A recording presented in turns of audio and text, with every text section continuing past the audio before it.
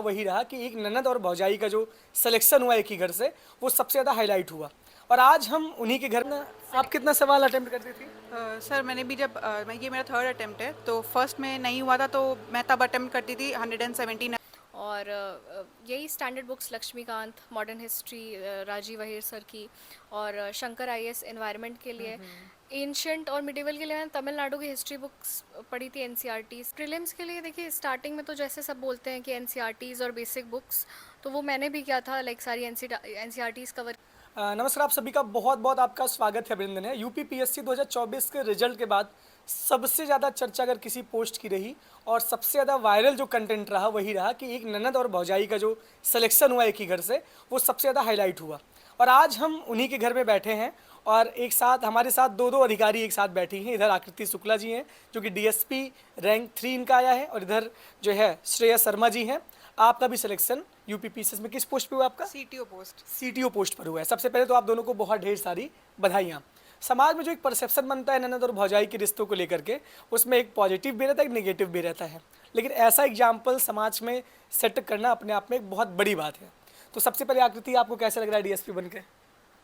Obviously अच्छा लग रहा है, और अभी थोड़ा टाइम लगेगा सिंक इन होने में, बट अभी तो काफ़ी अच्छा लग रहा है। मतलब आपका एक बहुत लंबी जर्नी आपकी रही है, और यूपी पीसीएस के आप इसके पहले भी इंटरव्यू दी हो? नहीं नहीं, ये मेरा मेंस पहला ही था। इसके पहले मैंने 2 प्रीलिम्स दिए थे जिसमें मेरा नहीं हुआ था। ये मेरा थर्ड अटेम्प्ट था जिसमें मैंने प्रीलिम्स दिया था, मेरा प्रीलिम्स क्लियर हो गया था, एंड देन फिर फाइनली लाइक सिलेक्शन हो गया। अच्छा, मतलब आपकी ननद का भी सिलेक्शन आपके साथ ही हुआ है, और आप दोनों एक साथ ही तैयारी करती थी? जी, इसके पहले मैंने लास्ट ईयर 2023 में जब दिया था, तब मेरा प्रीलिम्स क्लियर हुआ था एंड मेंस भी लाइक 3 मार्क्स से बस रुक गया था इंटरव्यू कॉल। सो इस बार बट मुझे मौका मिला कोलैब करने का आकृति के साथ, तो हम लोग ने फिर साथ में भी प्रिपरेशन करी। सो इस बार फाइनली जाके लिस्ट में आ गया है नाम। अच्छा, शादी आपकी कब हुई यहाँ पे? इस घर में कब आई आप? मेरी लास्ट ईयर 2025 में हुई है, फेब्रवरी में। मतलब भाभी जो है आपका लक बन के आ गई आपके घर में। बिल्कुल बिल्कुल। तो कुछ और बताना चाहेंगे? हाँ, मतलब वही कि हाँ, मेरा भी काफ़ी टाइम से नहीं हो रहा था। उसके बाद इनका जब प्रीलिम्स हुआ था तब शादी नहीं हुई थी, एंगेजमेंट और शादी के बीच में प्रीलिम्स हुआ था। फिर जब ये आई यहाँ पे तभी मेरा लाइक हम लोग का मेन प्रीलिम्स का रिज़ल्ट आया, फिर हमने साथ में मेंस की तैयारी की, एंड लकीली हम दोनों का ही हो गया। अच्छा, यहीं घर से ही रह के आप तैयारी करती थी? नहीं नहीं, मैं अभी वर्किंग हूँ, ऑडिटर हूँ, सीएजी ऑफिस इन बैंगलोर। तो प्रीलिम्स एंड मेंस के बीच में मेरी शादी भी हुई थी, जॉब भी करना था। फिर वहाँ से लाइक वर्ड्स मेंस जैसे आने लगा पास, तो फिर मैंने छुट्टी लेके आई थी, तब मैंने सोल प्रिपरेशन करी। बट कुछ टाइम मैंने वहीं से प्रिपरेशन की थी, ऑनलाइन मोड में मैं आंसर राइटिंग करती थी, सबमिट करती थी तो आंसर। आप दोनों एक दूसरे को आंसर दिखाते थे कि नहीं दिखाती, मतलब अपना आंसर इनको, इनका? हाँ, जैसे कि लाइक हम जब ये यहाँ पे आई थी लाइक 3 मंथ्स का या 2 मंथ्स का इन्होंने लीव लिया था मेंस के पहले, तो जब यहाँ पे आई थी तो हमने जो टेस्ट सीरीज़ ज्वाइन की थी, तो वहाँ पे हम आंसर राइटिंग करते थे। तो फिर जब हमें कॉपीज़ मिलती थी हम एक दूसरे का आंसर्स इवैल्यूएट करते थे, और हम देखते थे कि हम क्या दूसरे की कॉपी से सीख सकते हैं, तो इस वे हमें काफ़ी हेल्प मिलती थी। देखिए, ये इंटरव्यू हम एक साथ दोनों का एक साथ ही ले रहे हैं, और यहाँ पे कंपैरेटिव इंटरव्यू होगा। हम एक एक सब्जेक्ट को पूछेंगे, ये कहाँ से पढ़ी हैं और ये कहाँ से पढ़ी हैं, दोनों आपको एक साथ बताएगी। इन दोनों का अलग इंटरव्यू हम पोस्ट करेंगे अपने चैनल पे, तो आप लोग उसको भी फॉलो करिएगा कि इनकी अलग स्ट्रैटेजी क्या रही, इनकी पूरी स्ट्रैटेजी क्या रही, क्योंकि ये इलाहाबाद यूनिवर्सिटी की पूरा छात्रा भी हैं, और 17 से 20 बैच इनका बीएससी रहा है, और आप भी वर्किंग हैं, जॉब के साथ तैयारी कैसे करें इसकी भी चीज़ें हम आपको बताएंगे। तो अब हम शुरू करते हैं सबसे पहले प्रीलिम्स के लिए। प्रीलिम्स के लिए आपने क्या फॉलो किया? प्रीलिम्स के लिए देखिए स्टार्टिंग में तो जैसे सब बोलते हैं कि एनसीईआरटीज़ और बेसिक बुक्स, तो वो मैंने भी किया था, लाइक सारी एनसीईआरटीज़ कवर की थी, बेसिक बुक्स कवर की थी। बट पीसीएस के लिए स्पेसिफिकली जैसे जो घटना चक्र की बुक्स आती हैं, पूर्वावलोकन, वो बहुत इंपॉर्टेंट होता है, तो वो मैंने कवर किया था अच्छे से, उसको बहुत लाइक मल्टीपल टाइम्स रिवाइज़ किया था। कुछ भी अगर मुझे उसमें एक्स्ट्रा दिखता है बुक्स में, तो उसको मैं वहाँ पे पेपर फ्लैग्स लगा के ऐड ऑन कर देती थी, और लास्ट मोमेंट उसी को रिवाइज़ करती थी। अच्छा, आपने प्रीलिम्स के लिए क्या किया? सर मैंने भी सबसे पहले बेसिक बुक्स कवर की, एनसीईआरटी, पॉलिटी के लिए लक्ष्मीकांत, हिस्ट्री के लिए स्पेक्ट्रम, ये सब इससे मेरा बेस बन गया था। इनिशियली हम यूपीएससी की तैयारी कर रहे थे, तो उससे बेस बन गया। देन इस यूपीपीएससी के लिए स्पेसिफिकली घटना चक्र, पीवाईक्यू का बहुत इंपॉर्टेंट रोल देखा गया है, तो मैंने भी उसको फॉलो किया and I think it works. अच्छा, ये इम्पॉर्टेंट रहा है। तो करंट अफेयर्स आप कहाँ से पढ़ती थी? करंट अफेयर्स में लाइक पीसीएस के लिए एक दो सोर्सेज थे मेरे मोस्टली, जहाँ से मैं कवर करती थी।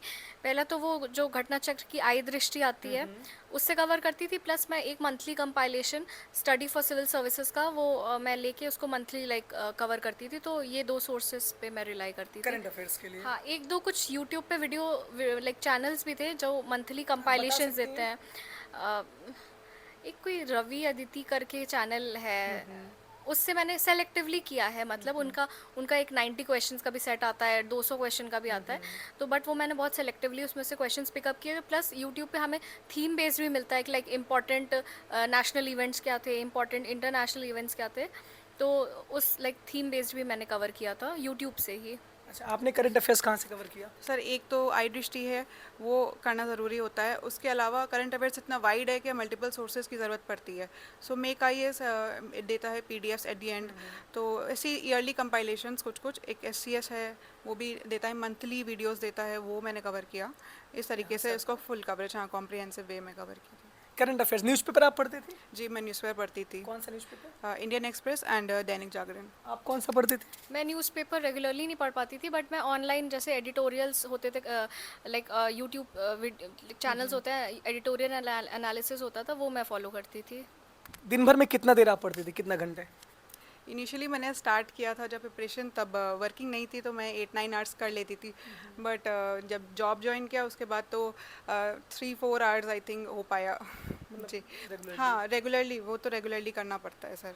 आपकी तो जॉब भी नहीं थी, तो आप कितना देर पढ़ती थी? हाँ, मेरी जॉब नहीं थी, बट ऐसा नहीं था कि मैं बहुत 12-14 घंटे पढ़ लेती थी। मैं भी यही पढ़ती थी अराउंड 7 to 8 आवर्स, और उतना मेरे ख्याल से सफिशिएंट भी है। उतना सफिशिएंट है। बिल्कुल तो बिल्कुल। अब यहाँ से प्रीलिम्स की स्ट्रैटेजी हो गई। आप कितना सवाल अटेम्प्ट करती थी प्रीलिम्स में, और आप कितना करती थी लगभग? इनिशियली तो मैंने, जैसे मेरे पहले 2 अटेम्प्ट्स में मैंने बताया कि मेरा नहीं हुआ था, तो उसमें मेरा ये था कि मैं बहुत सेफ़ प्ले करने की कोशिश करती थी कि मैं कम से कम अटेम्प्ट करूँ, नेगेटिव ना हो। बट मैंने ये रियलाइज़ किया कि मतलब रिस्क लेना इस एग्ज़ाम का बहुत एक इम्पॉर्टेंट पार्ट है। तो फिर मैंने थोड़े नंबर ऑफ़ अटेम्प्ट्स अपने बढ़ाने शुरू कर दिए। जैसे पहले मैं अराउंड 110 करती थी, तो इस बार से मतलब लाइक 2024 और 25 में मैंने इसको अराउंड 135-140 तक मैंने ले जाना शुरू किया, और उसने मुझे हेल्प किया। तो आकृति ने इस बार का भी मेंस दिया है, और जब इनका रिजल्ट आया तो अपने सेंटर पे सबसे हाईएस्ट रैंक आपकी थी। मेरी बातचीत हुई थी तो सबसे ज़्यादा आप डीएसपी थी। हाँ, एक्चुअली नहीं, इसका रीज़न ये है कि ऑब्वियसली जो एसडीएम थे वो वैसे भी आने नहीं वाले थे, और डीएसपी में भी मेरे ख्याल से जो 2 ऊपर थे वो नहीं दे रहे थे, तो मैं ही थी जो दे रही थी फिर से। तो इन दैट वे मेरा हाईएस्ट था। अदरवाइज आप कितना सवाल अटेम्प्ट करती थी? सर मैंने भी जब ये मेरा थर्ड अटेम्प्ट है, तो फर्स्ट में नहीं हुआ था तो मैं तब अटेम्प्ट करती थी 117 अराउंड। बट मैंने ये रियलाइज़ किया कि मैक्सिमाइज़ करने पड़ेंगे, सो 130 प्लस उसके बाद से अटेम्प्ट किया है। लास्ट 2 ईयर से मेरा क्लियर हुआ फिर। अच्छा, बुक लिस्ट का नाम बता दीजिए कि कौन कौन सी बुक लिस्ट आपने फॉलो की, स्टैंडर्ड बुक्स जो आपने पढ़ा है। तो एनसीईआरटी कितने तक क्लास तक पढ़ी, और बुक लिस्ट आपने क्या पूरी फॉलो की है? Sir NCERTs I think 9 to 12 एक बेस बनाने के लिए सफिशेंट है। एंड उसके अलावा पॉलिटी के लिए लक्ष्मीकांत ज़रूरी है, और इकोनॉमी के लिए एनसीईआरटी आई थिंक सफिशेंट है, plus current affairs, then spectrum for modern history, और एंशियंट और मेडिवल के लिए भी एनसीईआरटी सफिशेंट है। एंड कुछ वीडियोस से भी मैंने समझा था, बिकॉज एंशियंट का थोड़ा सा डिफिकल्ट होता है पार्ट, एंशियंट मेडिवल का। सो वीडियोस से इकोनॉमी के लिए sir NCERT, and YouTube videos sir वो। यूट्यूब वीडियो कहाँ से? सर चैनल का नाम याद नहीं है मुझे अभी, क्योंकि थोड़ा टाइम हो गया। वो इनिशियली बेस बनाने के लिए होता है, उसके बाद तो आप इकोनॉमी में बजट और जो बेसिक करंट अफेयर्स है उससे आप कवर अप कर सकते हो। अच्छा, साइंस कहाँ से कवर करती थी? साइंस मेरा बैकग्राउंड रहा है तो उतना मुझे डिफ़िकल्टी नहीं हुआ है, बस मैंने करंट अफेयर्स पढ़ा था उसके लिए। और एथिक्स कहाँ से पढ़ा आपने? सर एथिक्स के मैंने खुद के नोट्स बनाए थे। इनिशियली बहुत सारे टॉपर्स के जो कॉपीज़ मिलती हैं उससे मैंने कंपाइल किया, अपने नोट्स बनाए। एंड कुछ कुछ कोचिंग्स ये एग्जाम्पल्स और कोड्स ये सब पब्लिश करते हैं, तो उससे मैंने फाइनल एक कंपाइलेशन बनाया जो कि आई थिंक बहुत ज़्यादा हेल्पफुल रहा एथिक्स के आंसर्स। पेपर 5 और 6? पेपर 5 और 6 के लिए 2023 में मेरा फर्स्ट टाइम पढ़ा था, एंड उसी टाइम ये आया था। तो उस टाइम लिमिटेड रिसोर्सेज थी, तो एक बुक आई थी ओनली आईएएस की, वो मैंने करा था। बट मुझे उतना स्कोर उतना अच्छा नहीं लगा था, जिस वजह से शायद क्लियर नहीं हुआ। इस साल फिर मैंने देही आईएएस की 2 बुकलेट आई है, उससे एक जो भी गैप्स थे उसको फिल किया। एंड प्लस बहुत इंपॉर्टेंट है यूपी स्पेसिफिक डेटा इंक्लूड करना, एग्जाम्पल्स इंक्लूड करना, डायग्राम इंक्लूड करना, उससे आई थिंक कॉम्प्रिहेंसिवली हो गया। अब आप अपनी बुक लिस्ट का पूरी लिस्ट बताइए। बुक लिस्ट तो काफ़ी हद तक मेरी सिमिलर ही है, बट एक बार मैं जस्ट क्विकली बता देती हूँ। जैसे लाइक एनसीईआरटीज़ मैंने की थी, स्पेशली ज्योग्राफी की मैंने बहुत रिलीजियसली फॉलो की थी। और मैंने ज्योग्राफी की थी, हिस्ट्री की थी, सोसाइटी का एक कोई पर्टिकुलर है, क्लास 8th का, सॉरी क्लास 10th का है या 12th का है, वो एक मैंने सोसाइटी की थी। इकोनॉमी का भी क्लास 11th की शायद है, वो मैंने की थी। और इकोनॉमी के लिए मैंने मृणाल सर के नोट्स किए थे। और ज्योग्राफी के लिए एनसीईआरटीज़ जीसी लियोंग एक बार पढ़ी थी और उससे अपने नोट्स बना लिए थे, फिर दोबारा उसको नहीं पढ़ा। और यही standard books, Laxmikanth, modern history Rajiv Ahir sir की, और शंकर आईएएस एनवायरनमेंट के लिए। एंशंट और मिडिवल के लिए मैंने तमिलनाडु की हिस्ट्री बुक्स पढ़ी थी एनसीईआरटीज़ की, दो मुझे बहुत ज़्यादा हेल्पफुल नहीं लगा था, तो बट मैंने एक बार पढ़ा था उसे। एंड एथिक्स की बात करें तो एथिक्स के मैंने खुद के नोट्स बनाए थे, सिलेबस में जो भी टॉपिक्स मेंशन हैं उनके मैंने खुद से नोट्स बनाए थे। और पेपर 5-6 के लिए भी मैंने यही काम किया था, क्योंकि इसका जो फॉर्डर मटेरियल है वो तो ऑलरेडी हमें बाकी के तीनों सब्जेक्ट से कवर हो जाता है। तो बट हमें उसमें इंपॉर्टेंट ये है कि हम यूपी स्पेसिफिक डेटा और पॉइंट्स को ऐड करें, तो उसके लिए मैंने जो भी टर्म्स मेंशन रहते थे उसमें सिलेबस में, उसके रेफरेंस में जितने भी यूपी से रिलेटेड डेटा होते थे उसको मैंने एक कंपाइलेशन बना लिया था, और उसको मैंने मल्टीपल टाइम्स रिवाइज किया था और वही यूज़ किया था एग्ज़ाम में। वही सारी चीज़ें कवर हो गई उससे। हाँ हाँ हाँ, उसी से। ये इम्पॉर्टेंट है। तो सबसे बड़ी बात यह है कि हमने बात की प्रीलिम्स की, हमने बात की मेंस की, तो एक कंपैरेटिव हमने एक इंटरव्यू यहाँ पे लिया है इन दोनों का। ननद और भौजाई का जो सिलेक्शन है वो वास्तव में अपने आप में एक मिसाल समाज में पेश कर रहा है, और आज इस रिश्ते को एक नई राह मिली है। और इसमें ससुराल वालों का भी योगदान रहता है, क्योंकि बेटियां दो दो घरों का मान होती है। शादी के पहले वो मायके का मान बढ़ाती हैं, जैसे ये बढ़ा रही हैं, शादी के बाद अपने ससुराल का मान बढ़ाती है, लेकिन ये इनके सिलेक्शन से दो दो घरों का मान बढ़ा है।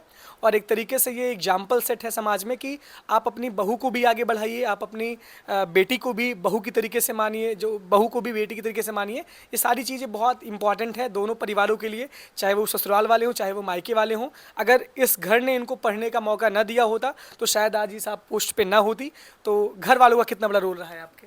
बहुत बड़ा रोल है। मैं अपने आप को बहुत भाग्यशाली मानती हूँ कि मेरे मायके एंड मेरे ससुराल दोनों ने मुझे इक्वली सपोर्ट किया है। एंड बहुत ही लकी रहा है ये प्लेस मेरे लिए। इतने टाइम से वहाँ तैयारी करी थी बट नहीं हुआ, बट यहाँ पे आके फाइनली हो गया। बट सही सबका, मतलब किसी को मैं नेम ही नहीं कर सकती बिकॉज सबका ही कंट्रीब्यूशन रहा है कुछ ना कुछ। सो मैं बहुत ज़्यादा लकी फील करती हूँ इसको। तो भाभी अधिकारी, आप भी अधिकारी, घर में दो दो अधिकारी एक साथ आकृति। हाँ, बहुत अच्छी बात है, मतलब हम लोग को अच्छा लग रहा है। अब हम लोग बस मिल के चाहेंगे कि हम लोग आगे काम भी अच्छा करें, सो दैट अभी सिलेक्शन के लिए नाम हुआ है, बाद में हमारे काम के लिए हमारा नाम हो। तो अब डीएसपी बन गई है तो मतलब रैंक अच्छी तो है आपकी, और पोस्ट भी वही आपको मिली जो आप चाहती थी। नॉट एग्जैक्टली ऑब्वियसली, मतलब अब मैं इस प्रोसेस में थी तो मैं चाहती थी कि मुझे बेस्ट पोस्ट मिले, एसडीएम मिले, बट समहाउ जो भी हम जानते हैं सिस्टम है उसके अकॉर्डिंग मुझे फिर डीएसपी मिला है। बट ठीक है, अभी मेरा प्रयास जारी है, तो मैं करूँगी अभी अटेम्प्ट, और अभी इस बार भी दिया है, आगे भी ट्राई करूँगी। यूपीएससी भी मैं देना चाहती हूँ, तो फिर आगे भी जो भी डेस्टिन होगा, नहीं तो अगर ये भी करना होगा तो ये भी मैं अपने लाइक बेस्ट पोटेंशियल में जो भी कर सकती हूँ वो मैं करूँगी। चलिए, बहुत बहुत धन्यवाद, बहुत बहुत आभार। जुड़े रहिए अपने द्विवेदी के साथ और इलाहाबाद यूनिवर्सिटी एक्सप्रेस के साथ। दोनों का अपना यूट्यूब का पेज भी है और इंस्टाग्राम का चैनल भी है, तो हम उसके लिंक कमेंट बॉक्स में पिन कर देंगे। जब इन दोनों का अलग अलग इंटरव्यू लेंगे तो वहाँ पे इस चीज़ को मेंशन भी करेंगे। तो जुड़े रहिए, इनके जो सिंगल इंटरव्यू आने वाले हैं उसमें बहुत सारी चीज़ें हम एकदम वृहद रूप से बात करेंगे। यहाँ पे तो एक कंपैरेटिव इंटरव्यू लेके हम समाप्ति कर रहे हैं। बहुत बहुत धन्यवाद, बहुत बहुत आभार। Thank you. Thank you.